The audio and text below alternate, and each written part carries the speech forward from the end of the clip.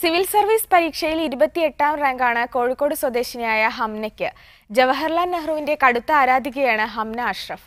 നെഹ്റുവിന്റെ ആശയങ്ങൾ തന്നെ ഏറെ പ്രചോദിപ്പിക്കുന്നതായി ഹംന മീഡിയ വണ്ണിനോട് പറഞ്ഞു. ഇന്ത്യൻ വിദേശകാര്യ സർവീസിൽ ചേരാനാണ് ഹംനയുടെ താൽപര്യം.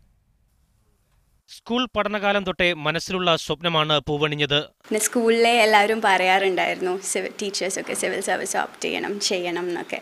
അപ്പം അങ്ങനെ അപ്പോഴേ അതൊരു ഡ്രീമായിട്ടുണ്ടായിരുന്നു. പിതാവ് ടി.പി. അഷ്റഫും മാതാവ് ജൗഹറയും കോഴിക്കോട് മെഡിക്കൽ കോളേജിലെ ഡോക്ടർമാർ. മെഡിസിന് പോകാനായിരുന്നു എനിക്കിഷ്ടം. ഞാനതിന് കുറച്ച് സപ്പോർട്ടൊക്കെ കൊടുത്തു. പക്ഷെ അവൾ ആ വഴിയിൽ വേണ്ടാന്ന് വെച്ചു. ഇപ്പം സന്തോഷം തോന്നുന്നു. ആധുനിക ഇന്ത്യക്ക് അടിത്തറ പാകിയത് നെഹ്റുവിന്റെ ദർശനങ്ങളാണെന്ന് നെഹ്റുവിന്റെ കടുത്ത ആരാധികയായ ഹംന പറയുന്നു.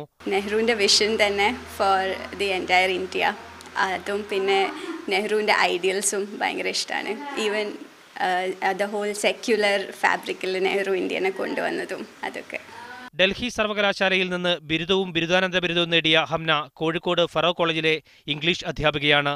മീഡിയ 1 കോഴിക്കോട്.